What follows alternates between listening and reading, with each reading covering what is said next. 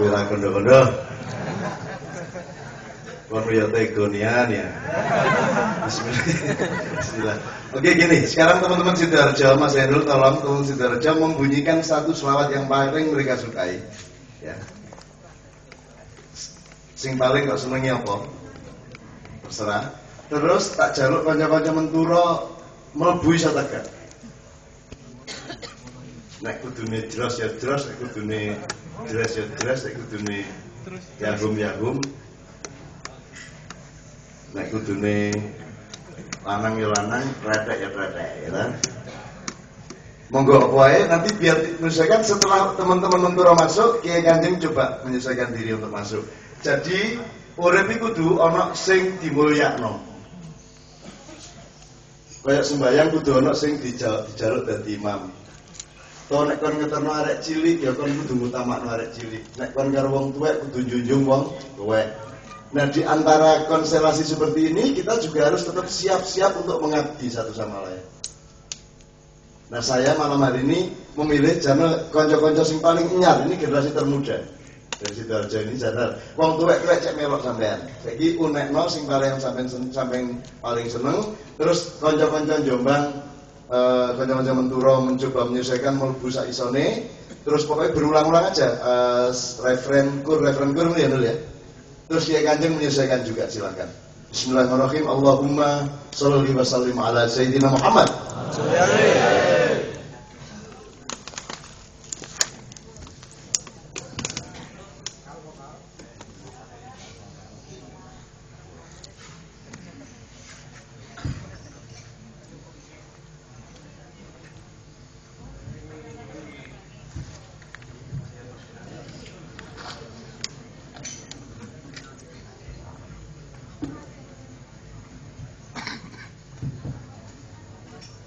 Kicar kesuwen kebahagiaan ini kurang masalah kita tidak lemar ini.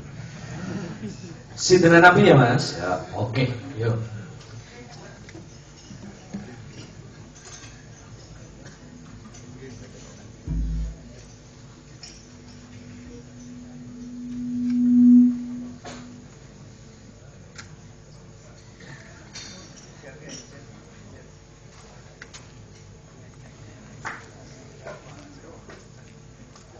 Sallallahu Nabi Muhammad. Sidna Nabi, Sidna Nabi, Sidna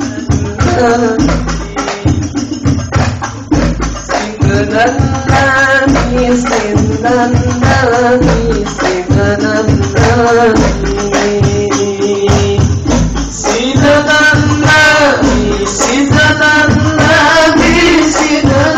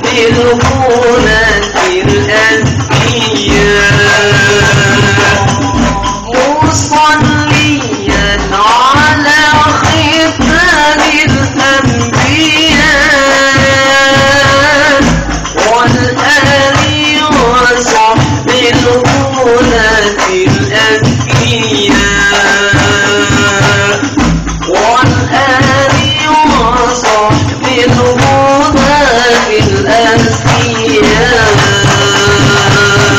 سيدنا النبي سيدنا النبي سيدنا النبي سيدنا النبي سيدنا النبي سيدنا النبي سيدنا النبي سيدنا النبي سيدنا النبي خير محمد بالقدم حبيب النبي سيد محمد بالقدم حبيب النبي يا رسول الله يا حبيب الله يا رسول الله يا حبيب الله محمد ابن عبد الله محمد ابن عبد الله محمد ابن عبد الله محمد ابن عبد الله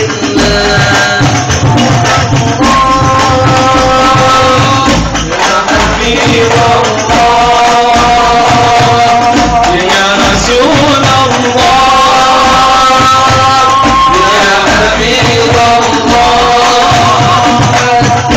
ابن عبد الله محمد ابن عبد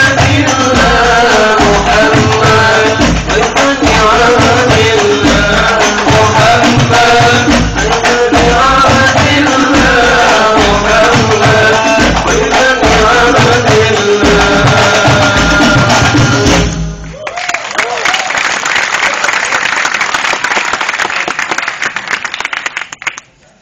Saya mendengar dari kanan kiri secara seimbang dan iki anjene kamplengane Mang Menduro iki.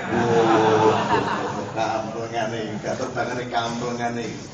Sementara saya kira memang ini lihat ya, jadi Anda lihat manusia itu dari semangat hidupnya, tingkat kerja kerasnya, kemauannya untuk istiqomah, untuk menahan sesuatu dan seterusnya Anda perhatikan semua. Jadi teman-teman santri zaman sekarang ini memang ada kekurangan elan, kekurangan spirit, kekurangan greget gitu ya. Nah, kurang power. Jadi Rento Sudarjo kritiknya nek situ iku. Kurang kita gurung tau gelut jadi sini sapi turutnya naik wis pengalaman sembarang kayak gitu. Zaman PKI ben wis macam-macam biar gitu. Nah, teman-teman Kiai Kanjeng juga saya kira generasi yang lebih tua dari mereka. Sekarang saya minta teman-teman Sidoarjo maupun Menturo menyesuaikan diri dengan Kiai Kanjeng, menyesuaikan diri, kita bersama-sama bersolawat. Judulnya kalau di Kiai Kanjeng judulnya Medley Solawat, tapi mereka menyebutnya Gerahadi. Gerahadi itu maksudnya dulu pertama kali dibawakan itu di halaman di jalan raya di depan kantor gubernuran Surabaya. Yus yang waktu itu jadi panitianya. Nah, saiki kita masuk Gerahadi ini medley solawat dari macam-macam. Ono Cinone, ono Mandari, ono Jawone, ono Sundone, sak piturute. Pokoknya sak-isan sampean menyesuaikan diri semua dan rekamannya pasti akan berbeda kan direkam kan? Direkam tak kan? Direkam ya? Oh iya oke. Mas Amin juga merekam. Ini siaran langsung di Tuban. Saya kira Sunan Bonang saya kira sudah berdengar ini sudah dari tadi online Sunan Bonang dan Bonang mus kan saya tidak mau menjadi wis kan Bonang lagi ya. Dan bismillah inilah Gerahadi ya Allah ya Allah ya Allah. Berilah syafaat kepada bangsa Indonesia ya Allah yang telah menderita terlalu lama ya Allah. Mudah-mudahan selawat persatuan dan makyah dari semua saudara-saudaraku dari semua golongan, semua kelompok dan semua yang bermacam-macam menyatukan diri dalam cinta mereka kepada Allah serta Rasulullah Muhammad SAW. Allahumma sholli ala Muhammad.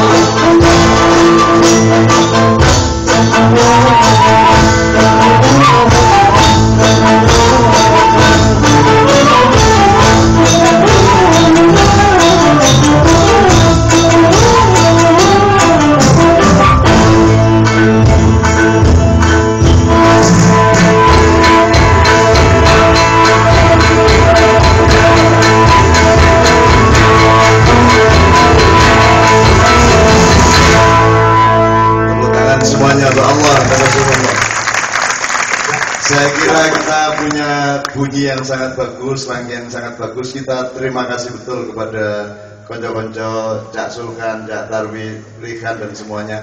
Tapi aku jaluk bonus di bagian terakhir yang tadi kan, yang tadi belum dicontohkan. Aku jaluk 3 menit ya bagian yang terakhir ini Mas.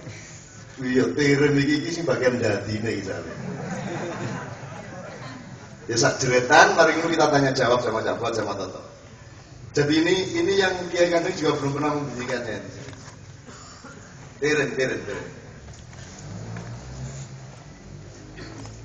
Karo aku.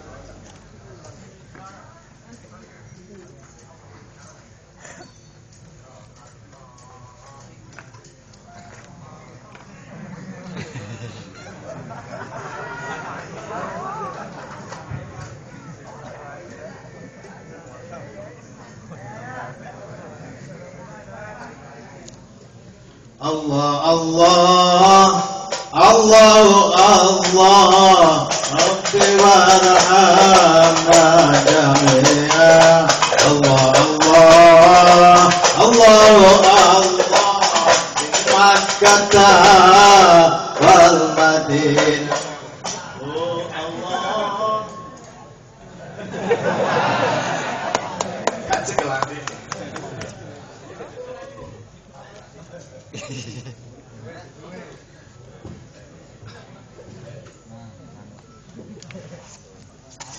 Oh Allah. Allahu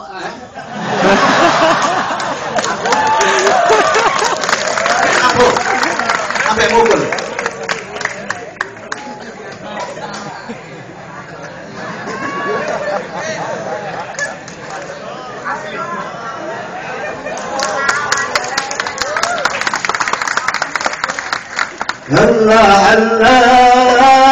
Allah natawassa bil habibi. Allah Usulana lidunubi.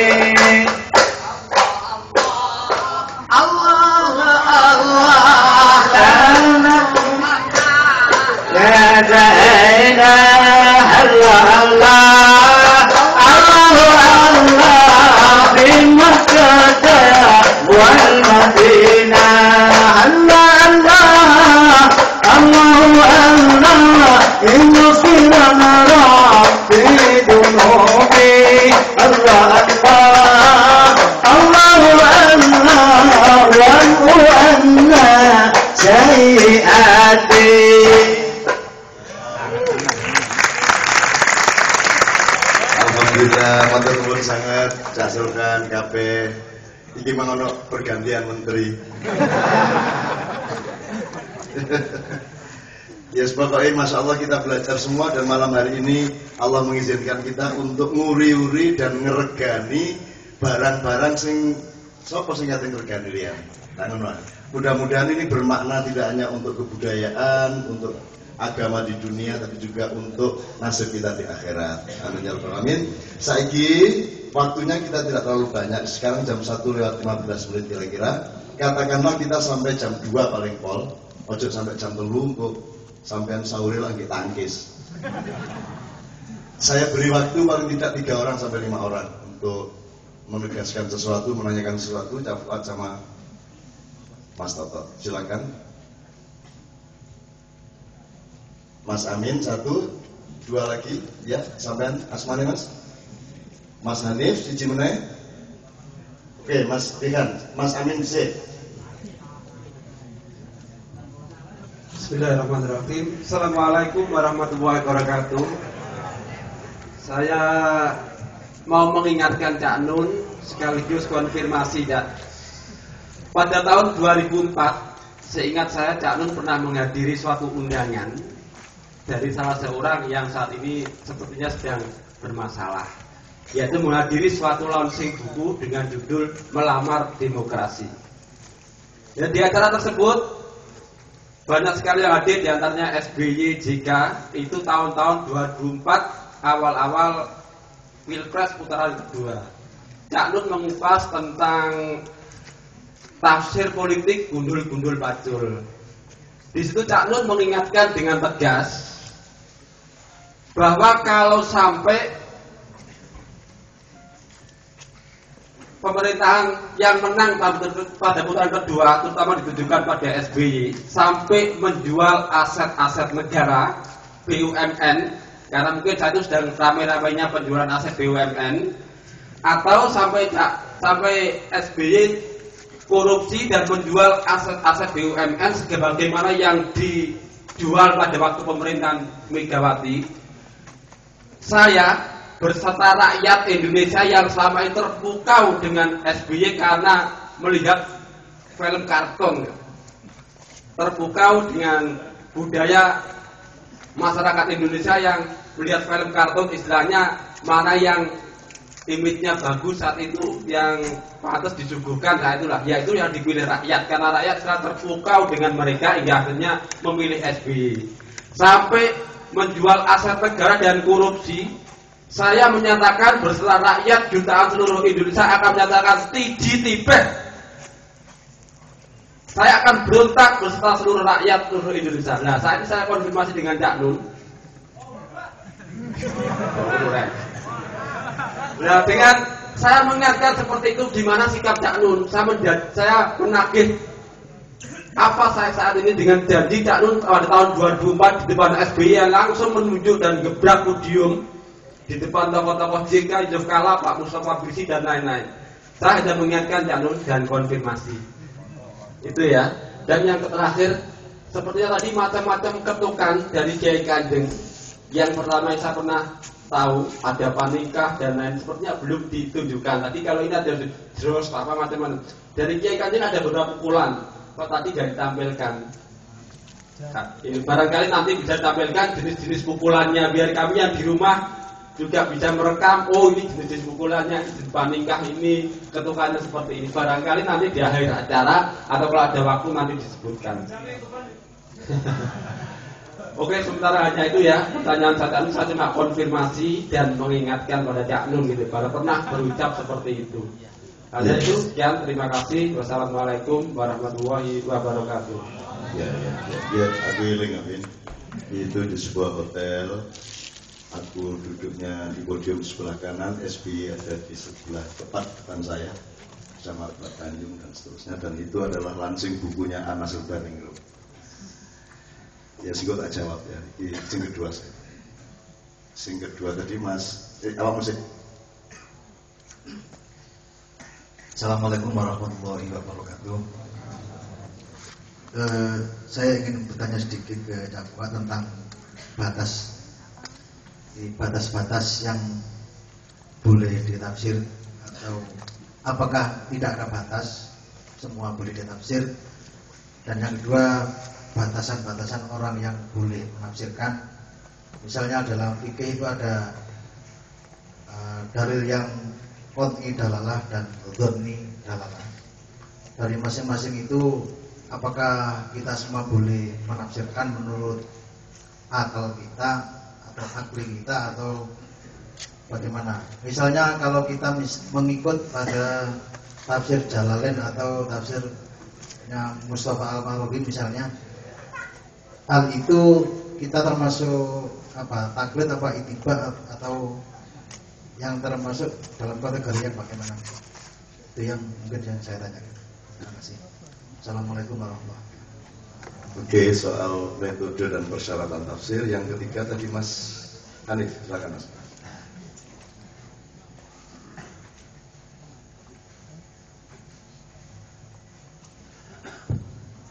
Assalamualaikum warahmatullahi wabarakatuh. Langsung saja, begini Cak, kiranya sangat menarik ketika tadi ada kajian, itu ada adopsi, kemudian adaptasi dan kreativitas, kemudian bahasanya taklid, ittiba, dan kemudian ijtihad. Nah, kemudian kalau boleh saya berkesimpulan sederhana bahwa secara faktual itu, meskipun ini bukan penelitian saya, tetapi kemudian secara kesimpulan sederhana mayoritas masyarakat Indonesia itu kan berpendidikan minim gitu. Kemudian kalau boleh saya klasifikasikan, barangkali pertama ada masyarakat yang latar belakang pendidikannya masih awam. kemudian ada yang berpendidikan tetapi orientasinya adalah untuk suatu hal yang itu pekerjaan, barangkali profesi begitu. Kemudian yang ketiga, orang yang berpendidikan memang yang murni untuk pengetahuan. Barangkali yang ketiga ini ada tingkatan yang dia mencapai ijtihad itu tadi. Tapi kemudian yang paling bawah lagi yang masyarakat awam, karena secara faktual fenomena pendidikan di usia ini jelas sama di minim begitu. Nah kemudian masalahnya adalah ketika ada suatu hal yang itu baru bagi kita, baru barangkali hasil proses ijtihad itu tadi, kemudian kita sosialisasikan kepada mereka yang secara mayoritas masih berpendidikan awam, sehingga cenderung barangkali dalam sikapnya adalah mengambil kepada taklid itu tadi. Itu cenderung sulit kalau memang saya amati, karena pertama bisa jadi itu terbentur kepada budaya yang sudah lama mengakar mereka, sehingga suatu hal yang baru itu belum tentu benar bagi mereka atau barangkali malah dianggap salah. Kemudian yang kedua, bagaimana memberikan suatu sosialisasi atau menumbuhkan daya kritis bagi mereka yang secara pendidikan atau secara pemikiran masih awam tadi, sehingga mampu untuk berpikir nalar dan kritis. Demikian kiranya, terima kasih. Assalamualaikum warahmatullahi wabarakatuh. Ya, saya kira sangat bagus pertanyaannya. Kalau masih ada, saya kasih kesempatan lagi. Oh, masih Cid, ya silakan. Anak minggu dulu sing sudah. Lumayan santri anyar nih. Nyoba. Bismillahirrahmanirrahim. Assalamualaikum warahmatullahi wabarakatuh. Saya mau nanya, kalau misalnya karena ini dari tadi kita ngomongin tentang tafsir, bisakah sesuatu yang ditafsir itu menjawab? Kalau kita menafsir tentang alam, kita nafsir tentang diri kita sendiri misalnya, bisakah itu menjawab yang ditafsir? Saya soalnya tergelitik dengan tafsiran Mas Amin tadi. Mas Amin mengungkapkan, mengingatkan pada Cak Nun untuk janjinya untuk akan berontak sama rakyat Indonesia itu. Tafsirnya Mas Amin, Cak Nun berjanji, tapi tafsir saya, Cak Nun itu mengingatkan. Nah ini saya sama Mas Amin beda tafsir mungkin. Yang satu membuat janji, yang satu saya, Cak Nun mengingatkan. Nah ini kalau yang ditafsir nanti menjawab, apakah salah satu tafsir akan gugur? Nah, ini yang pertanyaan saya. Ini termasuk kepada alam dan manusia. Matur nuwun. Assalamualaikum warahmatullahi wabarakatuh. Tafsir apa karpe ini? Aku ini monggo itu nanti itu tafsir tersendiri lagi nanti Mas. Matur nuwun. Tafsir di atas tafsir ini. Tafsir. Baik, saya akan coba menjawab nanti diteruskan Mas Toto. Yang diperintahkan dalam Al-Quran itu bukan menafsirkan, tapi tadabbur ya. Jadi saya teringat kalau di Quran itu, kalau menyangkut Quran itu perintahnya adalah tadabbur. Sebenarnya artinya sama-sama saja. Ya. Tapi kalau alam itu tafakkur, ya. Alladzina yatafakkaruna fi khalqis samawati wal ardh. Nah, jadi mereka memikirkan penciptaan langit dan bumi dan seterusnya. Tapi Quran itu digunakan kata tadabbur. Ya. Afala yatadabbaruna al-Qur'ana am ala qulubin aqfalha. Apakah mereka itu tidak melakukan tadabbur terhadap Al-Quran, atau memang hatinya itu sudah terkumbok, terkunci? Saya belum sempat mendalami. Terus terang aja baru terpikir sekarang ini, iya. Kalau Quran terhadap Quran tadabbur, kalau alam tafakkur. Nah ini nanti kita cari tafsirnya. Ya. Saya senang di Jogja ini sudah mulai ada pengkajian tafsir. Ya. Itu saya kira ini sesuatu yang saya kira sangat bagus sekali kita mulai di rumahnya ini, karena yang berkembang di masyarakat itu kan tafsir itu kemudian dipertentangkan.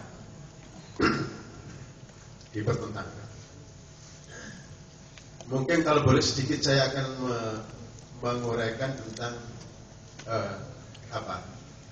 perjalanan tafsir. Jadi tafsir itu artinya penjelasan. Takwil itu sama saja. Ada ulama yang mengatakan tafsir itu ya takwil, takwil itu ya tafsir. Tapi ada yang bedakan, tafsir itu untuk ayat-ayat yang sudah jelas maknanya, ya. Tapi kemudian diuraikan, diperjelas. Sedangkan takwil itu untuk ayat-ayat yang mustabihat, ayat-ayat yang memberikan kemungkinan pemahaman lebih dari satu, atau yang sama sekali gelap bagi banyak orang. Itulah baru dilakukan takwil. Tapi juga ada yang berpendapat tafsir takwil itu hanya soal proses. Tentu orang mengkaji Al-Quran harus dimulai dari menafsirkan, baru setelah itu langkah berikutnya adalah menakwilkan. Nah, ini jadi banyak sekali masalah dalam tafsir yang perlu kita kaji. Nah, tafsir takwil itu biasanya sumbernya 3.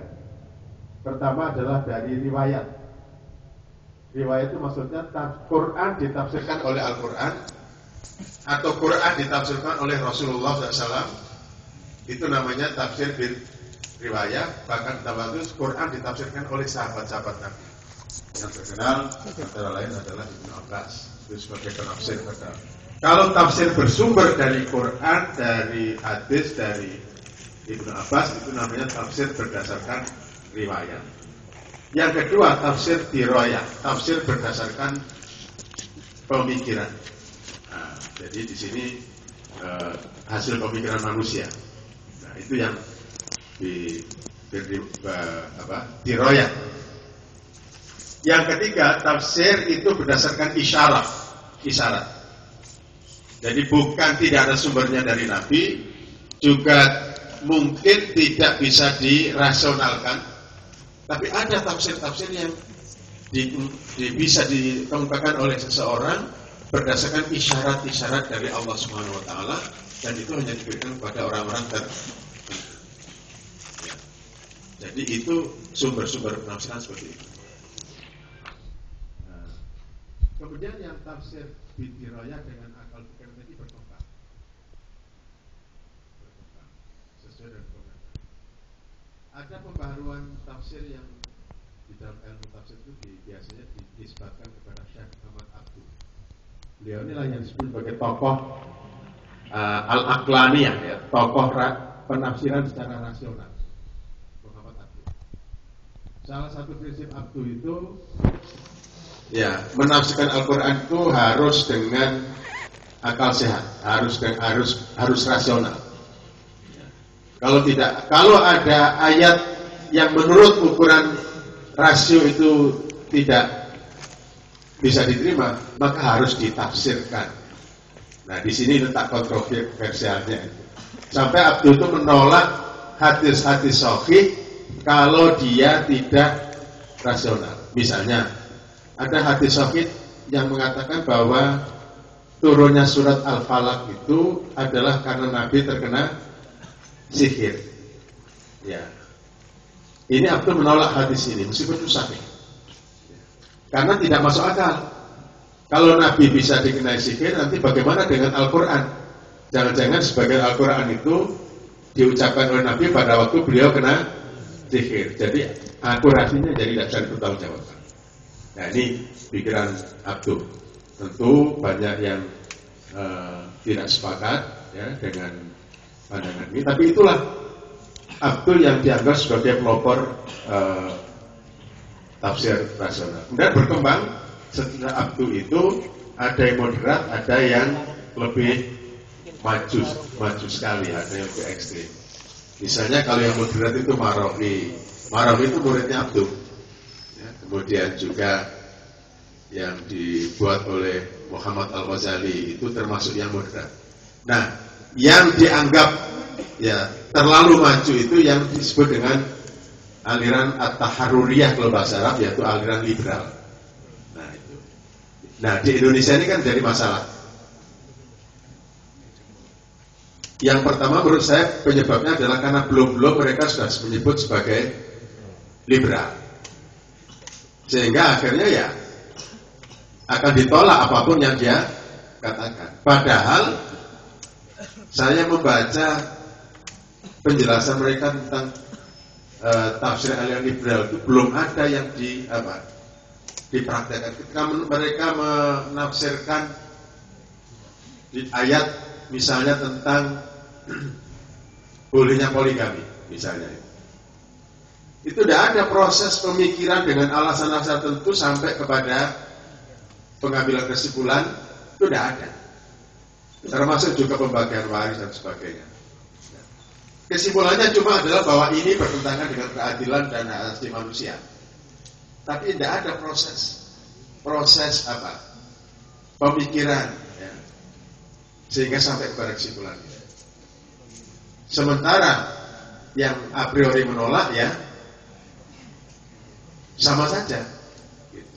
Jadi belum tahu persis masalahnya sudah ditolak. Yang terakhir misalnya tafsir hermeneutika, itu banyak yang belum paham, termasuk yang katanya ya mengikuti tafsir hermeneutik juga. Kalau kita baca hasil-hasil tafsirnya tidak, ya, menunjukkan mereka juga belum menjalankan metodologi itu. Jadi itulah yang terjadi di negeri kita. Dan salahnya lagi kita itu kalau sudah ada cap, karena tadi itu belum sudah menyebut dirinya liberal.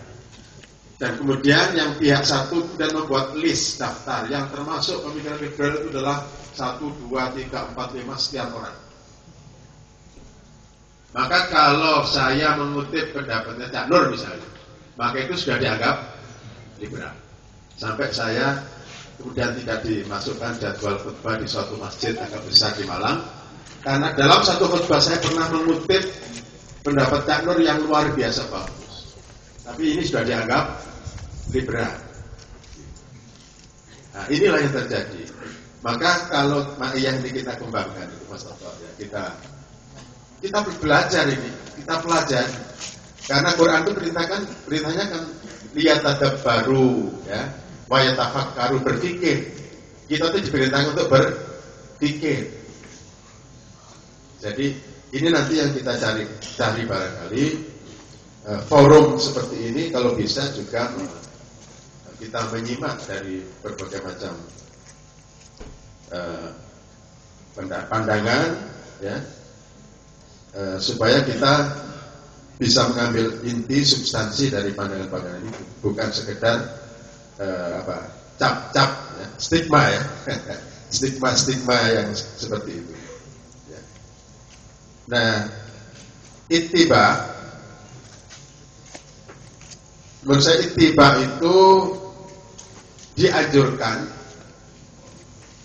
meningkat dari taklid kepada ittiba. Itu kan dikhawatirkan kalau kita itu hanya taklid, jangan-jangan yang kita ikuti itu tidak ada dasarnya di dalam Quran. Ini mungkin ibadah mahdoh ini, ya, terutama ini. Karena di dalam ittiba itu juga sudah ada proses berpikir. Ada proses berpikir. Meskipun kita hanya mengikuti, tapi di dalam mengikuti itu ada proses berpikir. Bukan taklid yang taklid itu biasanya ya mesti buta. Taklid buta. Jadi itu sebenarnya ittiba itu di situ. Pertanyaan dari Mas Lihan tadi, sejauh mana kita bisa menafsir? Ya, tadabbur